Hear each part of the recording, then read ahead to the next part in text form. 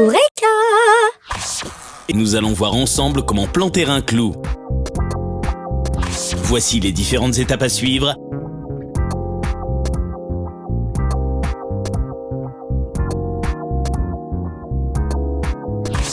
Et le matériel dont vous aurez besoin.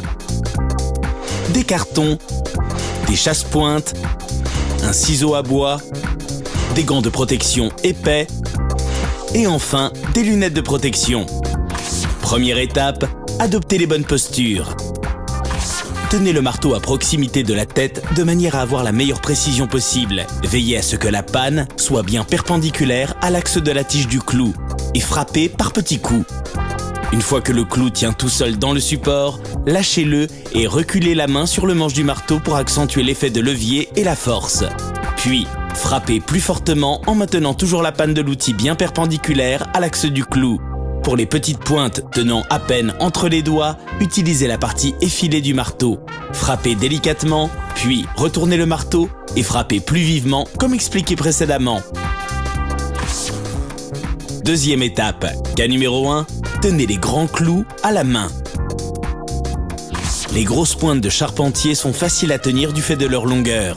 Le geste le plus précis consiste à les maintenir quasiment à pleine main, le pouce et l'auriculaire par le dessous et les 3 autres doigts au-dessus. Il est prudent de porter des gants de protection car la puissance de frappe nécessaire à l'enfoncement peut présenter des risques en cas de dérapage.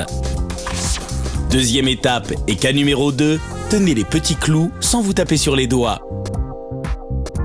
Pour éviter de vous taper sur les doigts en enfonçant les très petits clous, employez de petites pinces à bec plat ou plantez d'avance le clou dans une bande de carton ondulé. Il suffit alors de présenter la pointe à l'endroit choisi et de l'enfoncer sans risque. Une fois le clou suffisamment enfoncé, arrachez le carton et finissez l'enfoncement.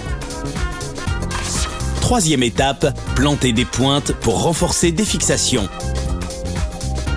Enfoncez le clou en biais d'au moins une vingtaine de degrés, jusqu'à 45 degrés, vers le haut dans le cas d'une suspension, dans un mur ou une cloison en bois. Dans le cas d'un assemblage de plusieurs pièces, pensez toujours à fixer la pièce la plus fine sur la plus épaisse pour augmenter la profondeur d'enfoncement et améliorer l'ancrage dans la plus massive. De plus, choisissez toujours une pointe d'une longueur à peine inférieure à l'épaisseur des 2 pièces à assembler, moins d'1 centimètre, en tenant compte éventuellement de la profondeur d'enfoncement supplémentaire si vous dissimulez la tête. Et enfin, croisez les pointes en X ou alternez le sens d'enfoncement pour obtenir une meilleure résistance dans toutes les directions. Quatrième étape, ne faites pas éclater le bois en plantant vos clous. Si plusieurs pointes doivent être alignées sur une même pièce de bois, positionnez-les en quinconce. Ce décalage évitera que les clous ne fassent éclater le bois en écartant le fil. Cinquième étape, dissimulez la tête de clou.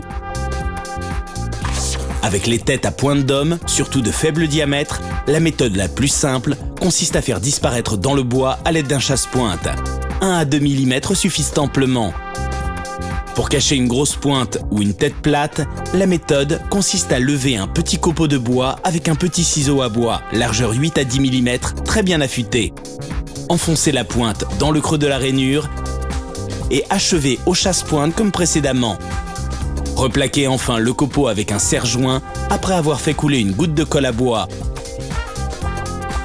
Essuyez les coulures avant séchage au chiffon humide.